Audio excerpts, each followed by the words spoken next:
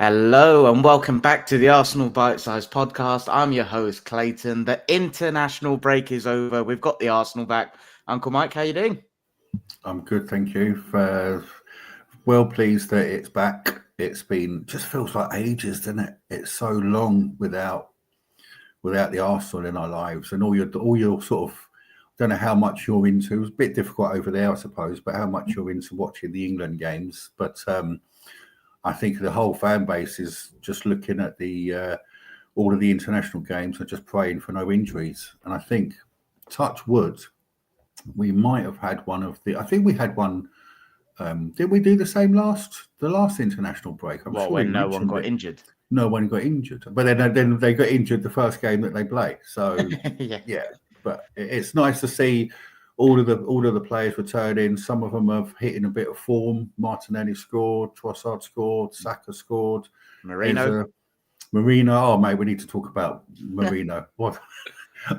So we're all looking good, all in good form. So we got it was a bit annoying, wasn't it? Because we just hit a nice bit of momentum, reached the summit and then suddenly it breaks for 2 weeks, and then that's when you're sort of looking at stuff and you're like, oh, we're getting injuries. And it's been quite nice to see a fair bit of focus on Liverpool and what's seemingly going wrong there.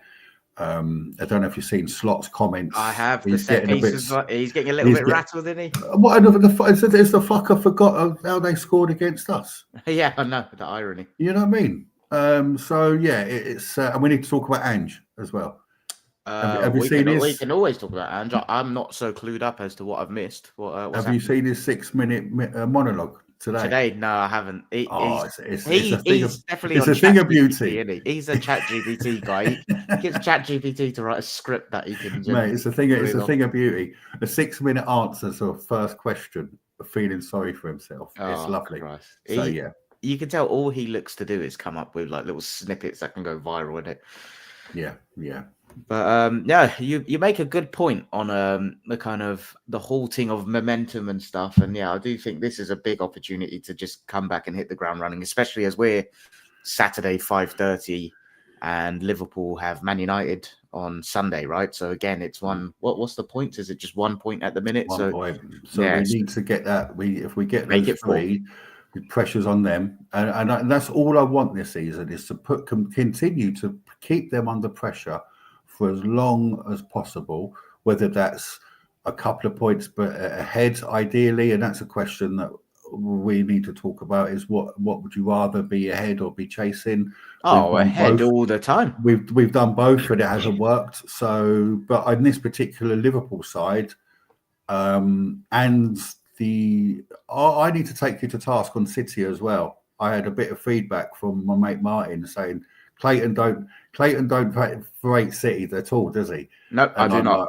I know, but I'm just looking at Haaland, and he's absolutely on fire. So we can't write him off. We can't write him off. That's the one thing I've probably not like. I don't rate them as a team at all. But yeah, it's a bit silly to ignore what he's doing at the minute. Yeah. Right. But let's get into it. It's a good time to get back to it with the momentum. So yeah. Well, and you kind of touched on it with the injuries and stuff. I haven't had a chance to actually watch Arteta's presser myself yet, but I've got the transcript in front of me. So there was a bit of an injury roundup. So on Ødegaard, he said it will be weeks. I think we all kind of knew that anyway. In terms of like when we may see him again, it was after the next international break was kind of inferred. Zubamendi, you told me about this, didn't train yesterday, and it was Arteta just saying players coming from different countries, different amount of games, blah blah blah.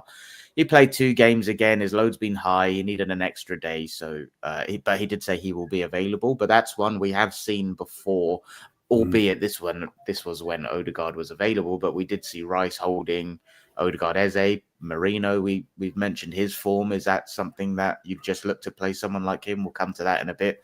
Ben White, unfortunately, wasn't in the open training yesterday, but Arteta said similar to him on just monitoring the players and giving like personalized sessions for them and stuff to make sure that they're in the best condition. Hincapié is back in training. That's good news. Madueke is going to be starting to do some running soon. And Kai Havertz, like Arteta didn't kind of give any insight into anything. He just said he's pushing. There's a lot to do in his rehab. But Hand of Arsenal did tweet the other day that everyone's kind of blown away by Havertz's progress, and he's looking to potentially come back sooner than expected. So that's the injury roundup. It's a shame. Well, I don't want to assume anything with Ben White, but I hope he's okay. I hope he's available in the squad, especially with the next week of, well, I guess until the next international break, it's every 3 days again, right? We've obviously got Atletico on Tuesday, Palace next Sunday, and then I think it's Brighton in the Cup after that, and then so we could do with Big Benny Blanco being around. I'm really worried about him. I think he's. I think we've broken him. I honestly, I think he's put his body on the line for those 2 seasons when he was playing beyond with a huge amount of pain that he was sort of covering up. And I hope I'm wrong, because we need him so badly in this squad, because it is the lead on to. Without him, we are in serious danger of running Timber into the ground, and I really don't want to see that, because his position's changed this season. We've spoken about that as well. We're very underrated his attacking, and what you see what Van Dijk said about him the other day, Timber. So there's players that. He's a very unique player that can play in 5 or 6 positions. What we said, he could just drop into anywhere and he just looks comfortable.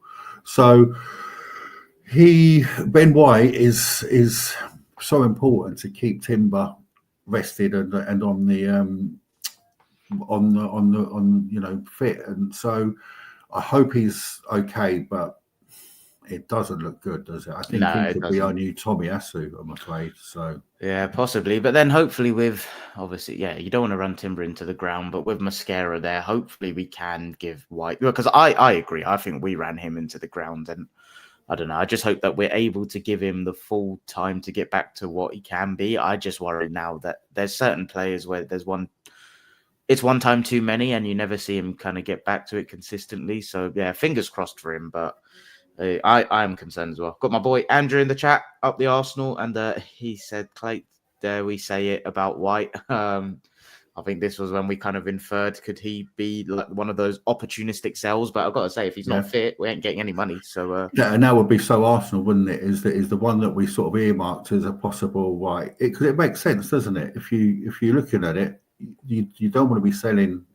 We really have to learn how to sell better, and you're selling players at their when peak, not peak, but certainly when a Ben White could do a good job for a lot of teams in this league, and around Europe, and you'd get a good fee for him finally, rather than a 10 million and or an obligation to fucking buy at the end of two. We do need to. I know we spoke about it, and like both of us were quite busy in the international break, but like we should do that pod one day where we look at kind of maybe the next break. Because that will be. We are going to be in a position, I think, especially next summer, where we're going to have to sell, like what Liverpool did with a Luis Diaz. Yeah, and I am so curious. Like, I think Arsenal fans will find a way to try and keep everyone and just refuse to sell. But like, there is going to be a time, in my opinion, next summer where we either have to do an unpopular sale or we sell someone highly that's just, it's an offer too good to turn down just because of like how much we've spent. But anyway, that will be one that we do. Should we go into predicted lineups for Fulham? This is a tough one. It is a tough one. I want to remind myself of what the 11 was against West Ham, to be honest. So the starting 11 against West Ham was Raya, Timber, Saliba, Gabriel, Calafiori, Ødegaard, who obviously went off injured. Rice was holding it with Eze there. And then it was Saka, Gyökeres, and Trossard. So we've got Atletico on Tuesday. How much do you think that will be playing into his mind? Because obviously it's a Saturday evening game. It's not even like it's Saturday 12:30. So it's like you got Sunday recovery, Monday, and then boom, Atletico. Yeah, I'm glad it's a 5:30 kickoff. Why? Because the away fans can get on the piss. True, they like a little boat trip. There's a boat trip going on. Very jealous of that. So we need them to be in good form. And a 12:30 kickoff at Fulham, I don't think is conducive to the best atmosphere. So 5:30 is nice. That game looming on Tuesday is a massive, massive game, isn't it? Yeah. Because I think if you get your 3 points in that, then you are well on your way. You're not no guarantees at all, but you're building up a nice stack of points behind you early on in that campaign. But I think Arteta is learning with the rotation, and there will be a thought in it. But we've said it before. We don't think it will be 4 or 5 wholesale changes. It will be 2 or 3. So if you're looking at this lineup, well, but before you go for it, let me ask you the question: how do you feel about Fulham this season? And I say this season because our last 2 visits to Craven Cottage, I want to say we didn't win. I remember we drew last year. Yes, I've just found it. We drew last year, where that was in the middle of that period where we were just conceding from every shot that was like outside the box. I think Jimenez scored it. And we had a last minute winner that knocked off last year. Yeah. Well, yeah. The year before, yeah, you're right.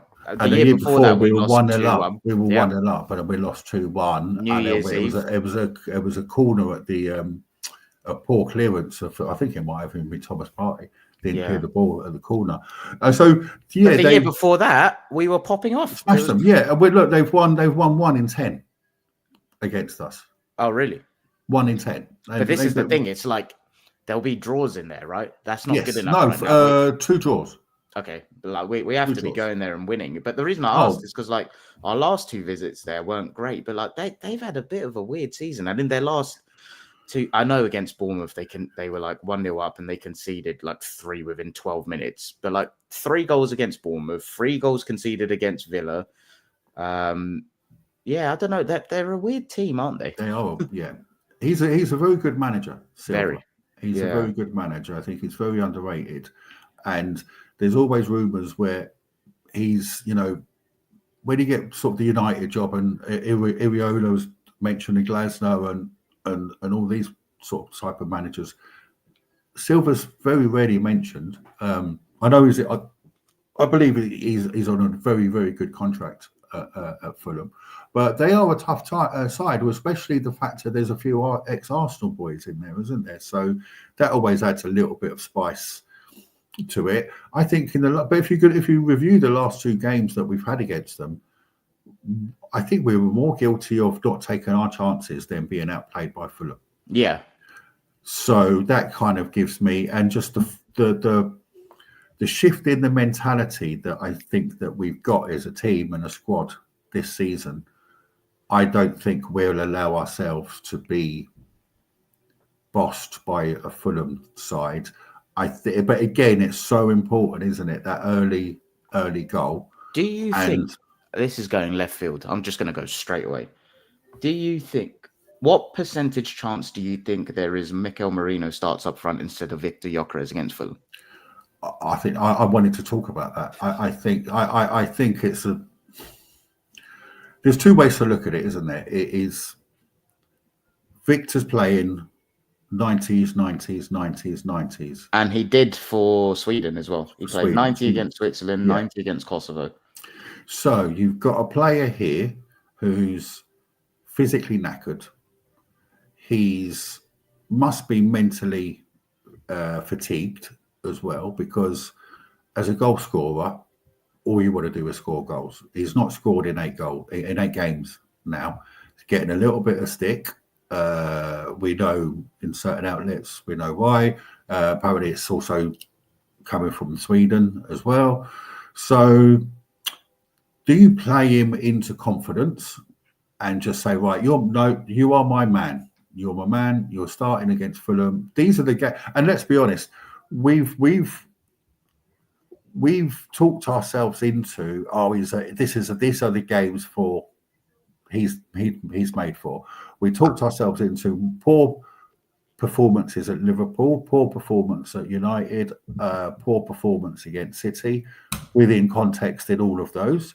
But we're still expecting him to do more in those games. Then you can talk yourself into, okay, well, it's not for the big games. It's a flat track bully. Well, Fulham away as the sort against potentially a low block should be a Gyökeres kind of game. But then you look at the other guy, He Marino. also played 180 for Spain, by the way. But I know Exactly. he didn't play. He hasn't But done a so 90 for us since the Bill yeah, Howland. so you're looking at him and you're going, this guy is on absolute red hot form. Would it be a bad thing to sit him down because you've got plenty of options that you can cover Ødegaard, like Marino in covering Ødegaard. I don't think that excites me. But if you put in an Eza there or an Anweri, Eza on the other side, or whatever you're choosing to do, and you have a Marino up top as playing sort of that. Because let's be honest, he's better in the final third than he is in our third. So Yeah. we want him up top. So I don't want to see him I'd rather see him up top than replace an Ødegaard. And then you can bring on Victor with, depending on the game state or whatever, with half an hour to go, give him a run out, say, right, come on, mate, go and get 4 shots off in this game. That's what he needs. He needs to get those shots off. His shots level has gone down. Yeah, but I do believe I think it's the amount of minutes in his legs. Yeah, he looks heavy, don't he? Looks heavy. It's so frustrating because we're judging a player in a new league who's literally having to play every single minute. And I really want to see a fresh, like when we rested Rice against, I think it was Forest, wasn't it? We rested Rice against Forest and he came back against Newcastle and he had an absolute stormer. Yeah. And I'd like to see the same sort. And we rested Gyökeres against Port Vale. Oh, it was Port Vale as well. Rice didn't play. And Gyökeres actually did have a rest in that game. And he played the Newcastle game and he played really well in that. I just think because of those runs that he continues to make, you need him as fresh as possible. And flogging him 90, you're going to want him again. But then the other thing is, Marino is Atletico Madrid. Is that a Marino game? Why? Because he's done well against Spanish teams. Knows, there's a little bit of edge there. I'm not saying where will Marino be on will Arteta? That's not what I think. In Arteta's mind, do you think Marino's going to play on Tuesday night? Starts. Not up front. I think if he does, it would be in midfield. But then I think that's where you want a Zubimendi controlling the tempo of that game, especially with how Atletico play and stuff. But anyway, we'll talk about that if we manage to fit one in. Do you think there'll be any changes between today and tomorrow and Tuesday in the back line? Like obviously you've got Calafiori, Lewis Skelly, Mascara's there that can fit in. Hincapié's back and training. I'd play Miles on against Fulham. Yeah, against Fulham. I'd play Miles and keep. But then there's a case of Hincapié. Does he come straight in against Fulham as the surprise? I would be surprised, which is in fact the surprise. Yeah, so it's a real, we're going back to the sort of, is there a case of, I'd really like to see Gabriel rested, and that plays into, do you do Calafiori might play there and Miles might play on the left, because I think Gabby coming back played international. Well, he was on the bench against Japan, to be fair, which was their last game. Yeah. So we got to get used to this rotation. Whatever the starting, we know they'll be coming on. Yeah. Because he's using five subs every game now. There's a very good article out there by Scott Willis who's examined the change in the thinking, the change in the rotation. He's using 5 every game. He's got the fullbacks off at 60. So we are going to see these. So who we want to start will be coming on anyway. So, but let's go for it. I feel like we've kind of beat around the bush a little bit with what we think. Let's nail our colours to the mast. Go for it. Who do you think will start? Not what you would do. Who do you think the gaffer's going to pick to start the game against Fulham tomorrow? Raya, Timber, Saliba, Gabriel, Calafiori. Okay. Zubimendi, Rice, Eza, Saka, Gyökeres, Trossard. Yeah, just the exact same. Because I think that's in him. It's working, isn't it? So I think there'll be, but with that there'll be the calculated risks or substitutes to say, right, at 70, right, or 60, Mosquera might come on. Yeah. Maybe Hincapié might come on with or Miles. Even an Ødegaard potentially at 70, depending on game state. Yeah. That's exactly the sort of sub that we should be making. So yeah, I do think he'll go through. I think he'll go through it strong and try and put it to bed. That seems, Yeah, I feel similar. That on one hand, I'm like, we haven't even mentioned Waneri, and I wouldn't be surprised if like we see him play there instead of Ødegaard, Eze out on the left. On one hand, I'm like, Martinelli, I think, scored for Brazil, you said. But then Martinelli feels like an Atletico game. I'm inclined to pick the same starting 11 as you, but I just feel like I don't actually think that will be the case, but I can't pinpoint where I think the change will be. Do you know what? It's the Gyökeres thing. I do think this is a game for him, but he's played 4, 5, 6 90s in a row for club and country. And I feel like this could be a game where we play with Merino up top, start with Merino up top, and should we need a goal, you bring on your Gyökeres in this. I just feel like it's a nice one to just give him a little bit of a breather, have him like as fully rested as you can for Atletico. So I'm going to talk myself into it, actually. I'm going to go same back 5. How am I going to say? Yeah, I'll go same back 5. I think, Raya, Timber, Saliba, Gabriel, Calafiori. I also think Zubamendi, Rice, Eze. But then I think it's going to be Saka, Merino, and Trossard. So that's what I'm going. Yeah, because I think you'll see that is it an indication of the ones that get the start may well be, well, certain may well be rest or on the bench for the Atletico game then. So I think that is as you said, with the close proximity of it, that will be a factor. So you will be getting people off at 60. So whether Miles starts this game, I'm really intrigued to what we're going to do with Hincapié, though. I'd really like to see him get some minutes, but maybe it's just a game too soon. Could he be on the bench for the Champions League game? Could Havertz be on the bench?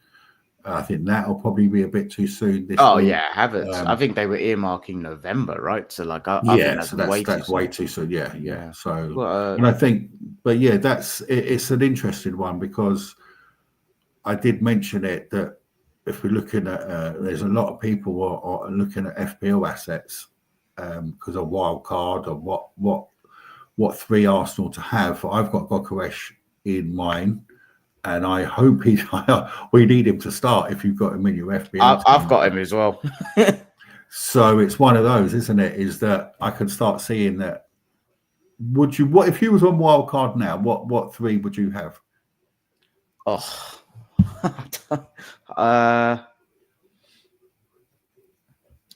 think I would go Timber. I think I'd go Timber. There's a lot of traction around Timber. Well, especially with Ben White now. Like, I think I was always of the opinion that White will take some minutes off him here and there. I think I'd go Timber, Gabriel, Saka. Timber, Gabriel, and Saka. Yep. You said 3, no? Yeah, double Arsenal defence. Wait, what did you ask me? What would my 3 be? Yeah, what would your 3 be? No, Gyökeres on the wild card. Yeah, okay, yeah. I think I like the look of. I like Eze. That's the just a value for money. True. So that's I know Ødegaard there, but I think out of the next 5 games, how many do you think Eze starts? A lot, to be fair. I think he is going to be a bit of an ever-present, to be honest, especially with Ødegaard out. But like, I don't know. I look at the fixtures: Fulham, Palace, Burnley, Sunderland. Like, I don't think Fulham or Palace are going to open the floodgates, but Burnley, Sunderland, I do think that could be, remember when we were doing the 5-0, 6-1 stuff, like, so if that's the case, you want the goals, but I just think Saka, Gyökeres is like, what's that, 19 million? But anyway, we're at We skipped the score predictions, so I'm intrigued. We picked our teams. Andrew says maybe overthinking it, but could starting Marino be a knock to Gyökeres' comments and dictate the narrative? Something we want our confidence. Sorry, yeah, possibly.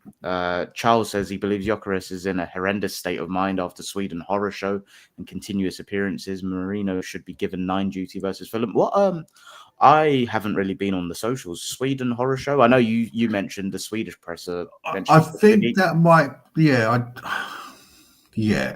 I think he.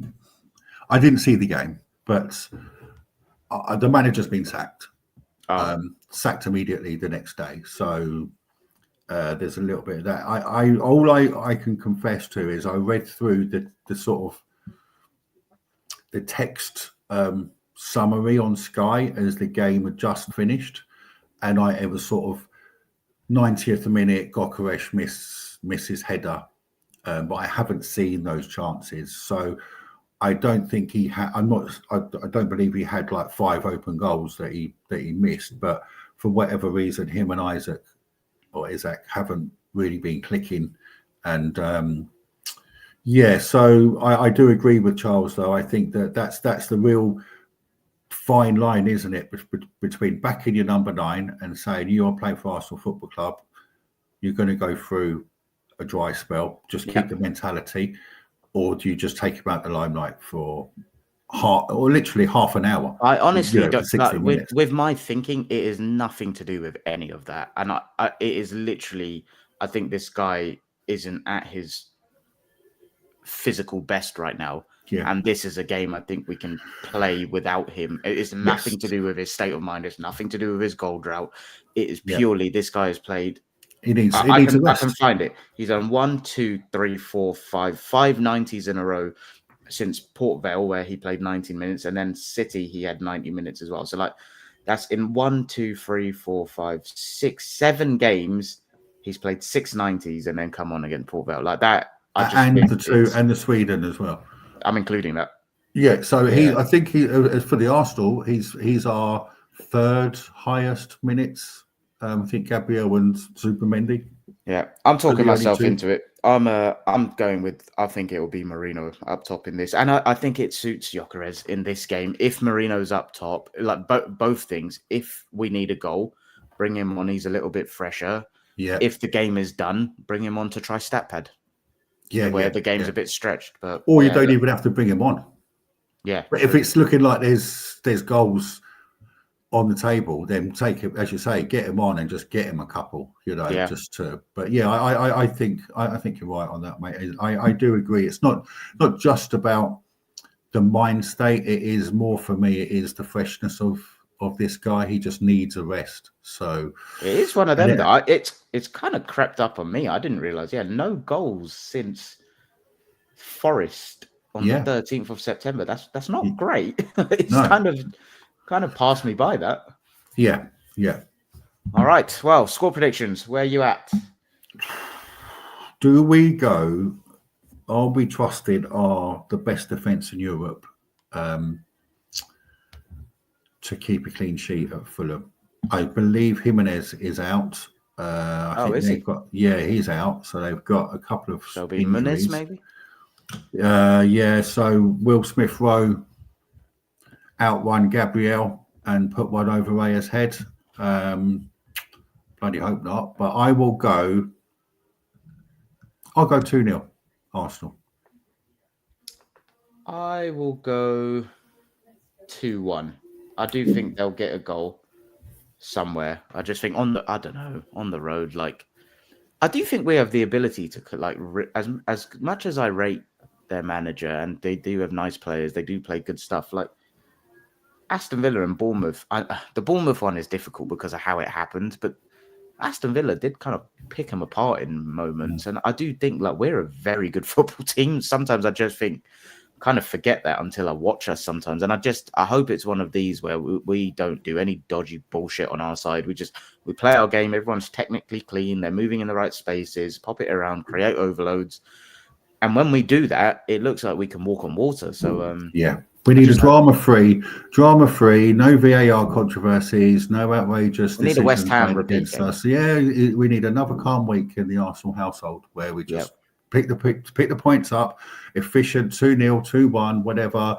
Crack on, move on to Tuesday. We do not need dramas. We do not be the story of Saturday night of either losing or a terrible decision or whatever, because we've had enough of that this season. Let's just, hit the pressure on Liverpool, get that 3 points on the board, and sit back on Sunday and watch with your popcorn. All I'd want on Sunday is a 21-man brawl, couple of flying tackles going in, or just a feisty one where it's real blood and guts and whatever. You can just sit back and enjoy it. But yeah. All right. Well, yeah. Happy Friday, everyone. Charles has predicted 1-0 to the Arsenal, but yeah, no, you are right. Like, I think one thing that I really feel annoyed that we never got to see last season was seeing how Liverpool would deal with pressure.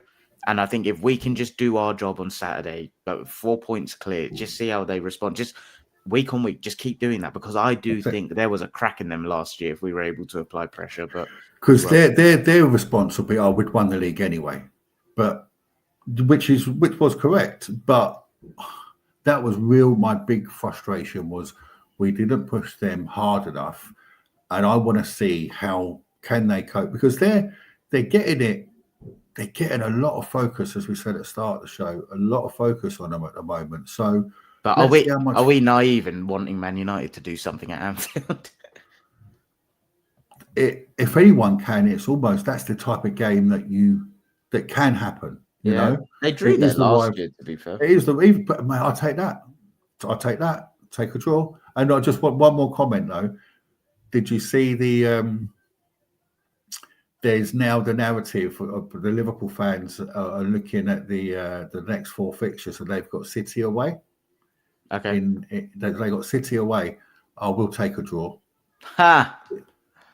Wait for that. Wait for that nearer the time. Yeah, we'll wait. We'll take a draw. Oh, okay. Yeah. We'll see. Get a little notebook. Oh, okay. Yeah. Well, I just looked, as much as I was saying about Liverpool wanting Man United to do anything at Anfield. The last 2 games, they were draws, and the one before that was 7-0 Liverpool. Yeah. So let's have a 7-0 United. Well, I mean, you can see United scoring, though, can't you? Yeah, you can. You can see United scoring against them, but you can also see them getting ripped apart. Either way, enjoyable afternoon. Fingers crossed. United going to get smashed up, or Liverpool drop points. So yeah, that is very true. We win. Yeah, let's hope it's the perfect weekend. We had that a few weeks ago, didn't we? Where everyone dropped points, we won. Let's hope it's just do our job Saturday, and then what will be on Sunday. But yeah, we'll leave it there. Thanks everyone for tuning in. We're not sure if we'll be able to do a pod or not before Atletico, but we'll obviously. We'll chat and we'll tweet it out and stuff. But yeah, as always, obviously hit the bell so you don't miss when we go live. Obviously, something like this was quite last minute and stuff, so that's why you should hit the bell. Uncle Mike, pleasure as always. We'll catch you on the other side. Up the Arsenal. Up the Arsenal.